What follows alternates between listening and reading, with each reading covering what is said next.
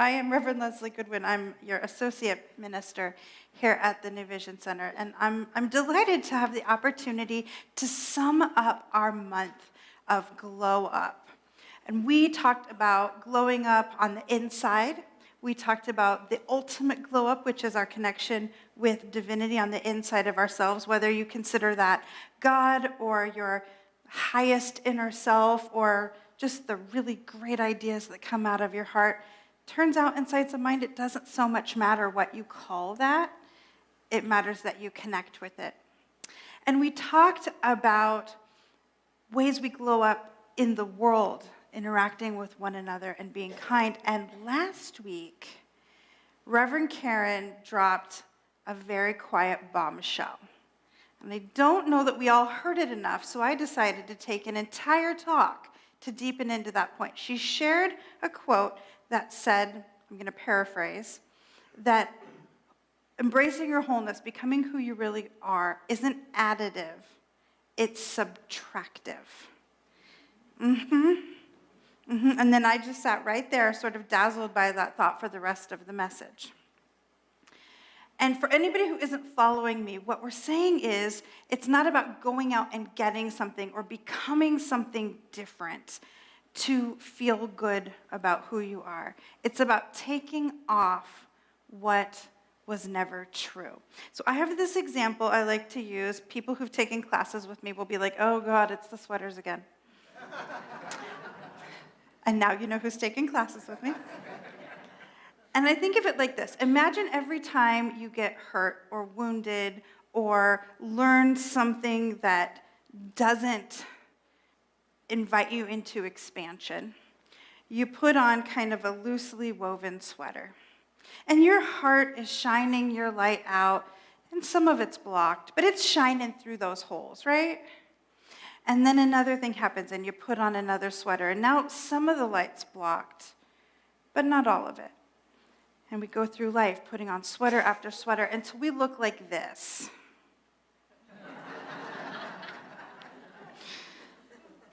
No light is getting out of those piles and piles of sweaters, but it's still there.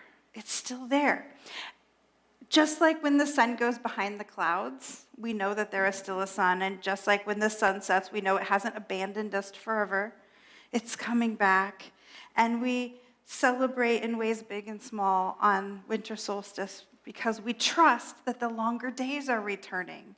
We know that's true. And the same is true for us. On the inside of our own beingness, that light is still shining. But here we are wearing a ridiculous number of sweaters. And I know many, many people in this sanctuary in our online campus are feeling really tender right now. We've lost a friend into whatever happens next. There are interpersonal challenges. There are faith questions. There's whatever happened with your family or friends over Thanksgiving.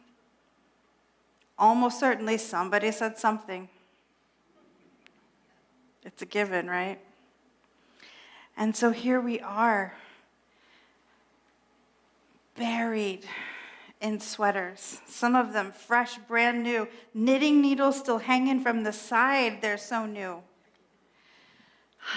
So what if I were to say the subtractive element is taking off sweaters? It's just that easy. I don't know how you get ready in the morning, but I seem to try on approximately 4 outfits before I manage to pick one outfit, yes? A lot of female nods, a lot of male confusion. Today we're going to talk about 3 sweaters that almost everybody has at least a really lightweight version of on our beingness. That when we remove them, or when we at least identify they're there and start to contemplate removing them, or as I like to call it, just unraveling, just pull the thread to unravel that sweater. When we allow ourselves even the contemplation of taking off those sweaters, we are getting closer to the brightness of the truth of who we are. So science of mind tells us that we are already whole, complete, and perfect. And that doesn't mean we're not a jerk. Wouldn't it be great if it did? It doesn't mean we always behave in the most loving, beautiful way.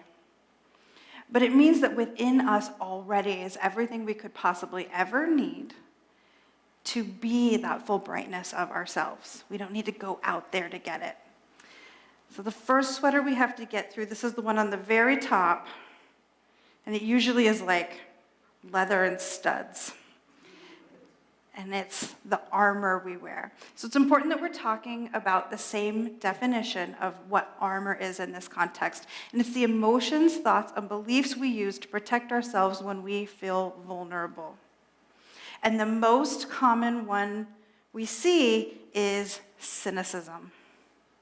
I don't care. Doesn't matter. Not my problem. They're all the same. Better do it by myself because everybody else is dumb. I heard just the tiniest little giggle over there. And we use it to protect ourselves, right? I mean, I can almost physically feel the armor that keeps me away from those who could hurt my heart, right? The thing is, it also keeps away everyone who could warm my heart. And it keeps me trapped within the armor. Our armor is really covering our shame, our fear of rejection, and it's demonstrating our belief in separation. Simply having the armor demonstrates our faith in the idea of being separate from the one. Are we all still breathing? It's a hard one to kind of look right in the face, right? Because we will argue all the way to the mat that no, I know what spirit is. I know that God's spirit, the divine universe, the highest wisdom of life. I know that I'm never separate from that. But the minute I put a wall between my heart and the beings on the other side of it, the minute I make them separate, I'm proving that I believe in separation. That makes this a spiky sweater. You know, most sweaters don't bite back when you try to take them off, but this one has thorns. And here's the trick. Here's the trick wrapped up in the whole thing, is that we believe in the creative process. And what we put attention on, we are inviting the universe to bring to us amplified, right? Some call that the law of attraction, the law of cause and effect. When we are thinking thoughts of separation, we are inviting more evidence of separation into our experience. Simply through the act of trying to resist rejection, we are ensuring that we get it. So what do we do? What do we do when we have caught ourselves in this little catch-22? Or if we take off our sweater and risk being hurt, that too would be evidence of separation.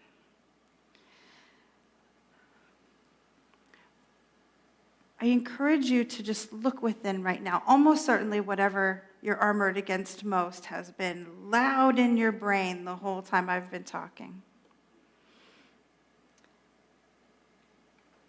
See if you can dig in to that thing that you are afraid of and get it down to one word. Is it rejection? Is it death? Is it pain? What's the fear? What are you most afraid of? And then see if you can notice what quality of the divine is missing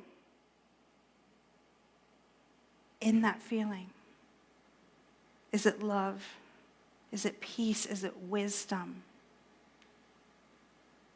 See, when we can identify the quality of the divine, the feeling tone of life that feels like a healing response to that thing we're afraid of. We're shifting our faith from that place of fear into that place of empowerment and wholeness of who we really are. And that's the quality that will empower us to begin to take off that sweater of armor.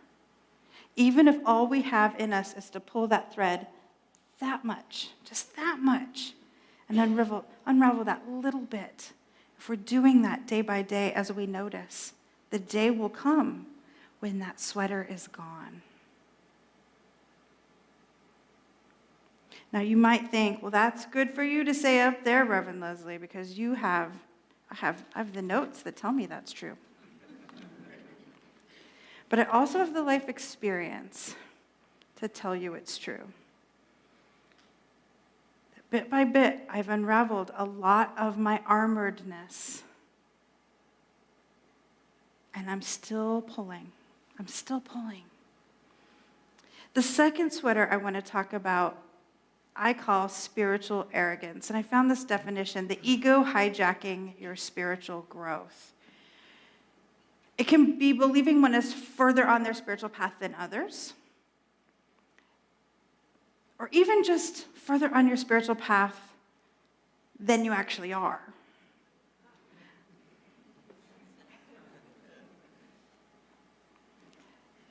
And it's hard to know, right? Because where you're at is the furthest you've been on your spiritual path. And we can't know what else there is. But okay, take a nice deep breath, because I'm going to share a tough truth. There is always more. You're not all the way there, because there is no all the way there. I suppose there is the concept of dissolving so completely into the infinite love and oneness of the divine that we scatter into a million sparkling bits of matter and dust and God stuff and merge into the Godhead entirely. But I've never done that, nor has anyone I've ever personally met. So I think we have to acknowledge odds are there is further to go on this delightful path. What spiritual arrogance is covering up in us is a confusion, a misunderstanding of what the point of spiritual growth is. It's not to be better. It's not to be higher up than. It's not to climb a ladder of spiritual whatever, to be, I'm the biggest mamma jamma in this ministerial field. Like, it's not any of that. It's not about being thought of as good. That can happen, but that's not what it's about. It's about being who we really were before we put all those sweaters on. And spiritual arrogance tells us, you're not wearing sweaters. I'm not wearing any sweaters. Meanwhile, they're everywhere, right? It tricks us into thinking we don't have more work to do. And that gets in the way of our ability to uncover who we really are. True spiritual maturity is humility, curiosity, deep listening, openness, a willingness. And you've fallen into it when you find yourself using spiritual ideas to separate you rather than connect. And you really know you're in it when you use the phrase, I know. I don't need that class. I already took that class. I took Foundations 15 years ago. I don't need to take Foundations. This is a different Foundations class, completely rewritten. And even if it wasn't, you are a different person than you were when you took Foundations 15, 12, 5 years ago. There is nowhere, no class, no book, no ministerial guide, no practitioner that cannot open you up to another layer of yourself, no matter how many times you've done it before, because we are infinite beings. We are infinite. So we can lay down the spiritual arrogance, lay down the I know. It isn't serving us. And the third sweater, friends, is judgment. declaring something good or bad from a separated, ego-based perspective. Now, that's different than, that's not for me. We can do that without an ego-based perspective. That's called discernment. It's different. But if there's heat in it, if there's looking down your nose at it, if there's, I'm much further than that.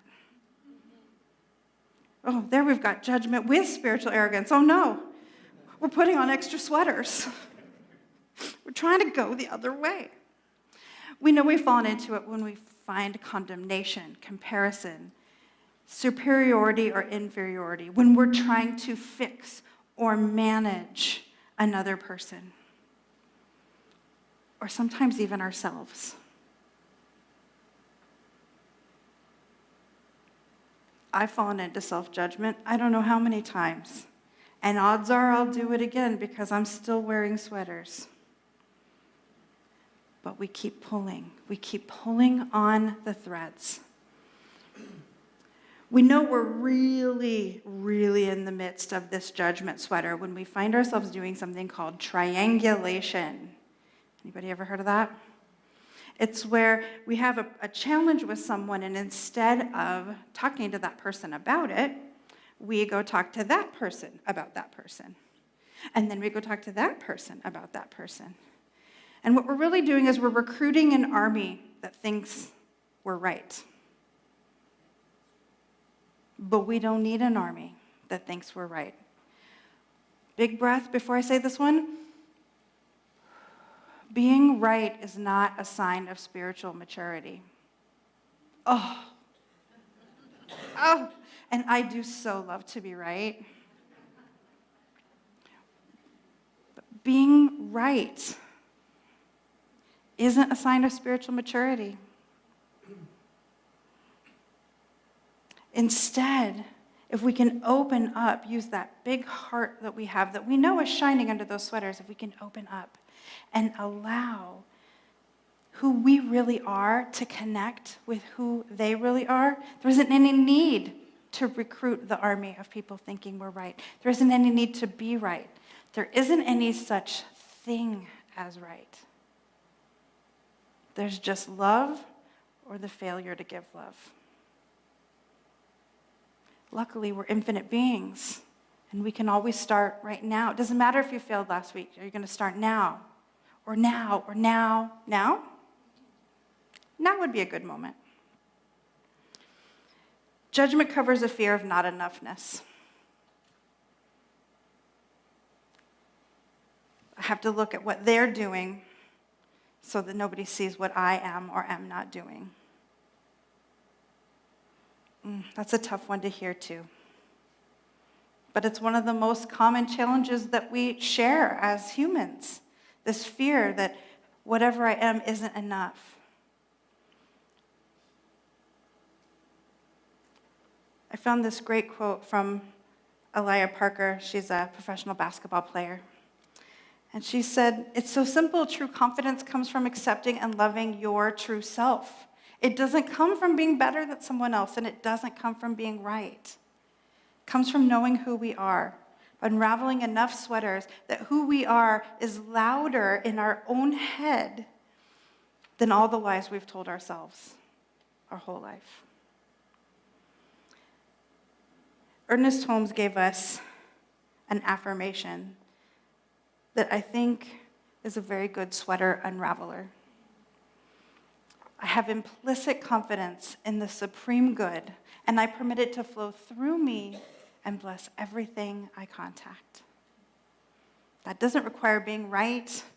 It doesn't require being better. It doesn't require being protected. It just is. I have implicit confidence in the supreme good, and I permit it to flow through me and bless everything I contact. Let's say it together. I have implicit confidence in the supreme good, and I permit it to flow through me and bless everything I contact.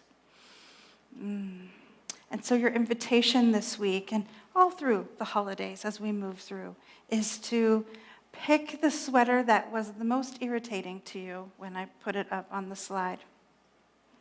And day by day, moment by moment, pull the thread. See if you can unravel some of that sweater. It bothered you that I talked about it because it is most in your way. Shall we do it together? And so it is.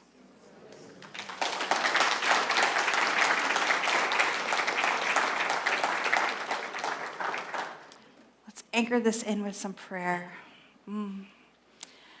How good it is to remember that there is this infinite power that is always right where we are. On the inside of our own beingness, that voice that rises up on the inside of us is Spirit, the universe, the good. And how good it is to remember that this is the truth of who we each are. Each within the sound of my voice is the divine made manifest. And so I just speak a word for each of us that which was on our heart, our mind, as we came into this time together is met with Spirit right during this prayer. Those who are challenged around lack are meeting that consciousness of abundance. Those whose hearts are heavy and sad are met in that place where love and peace come together. Those who are feeling a challenge with their physical health are met with wholeness. All of these beautiful qualities already built into who and what we are simply because we exist. And so knowing this, I just have so much gratitude, and I call it good as we say, and so it is.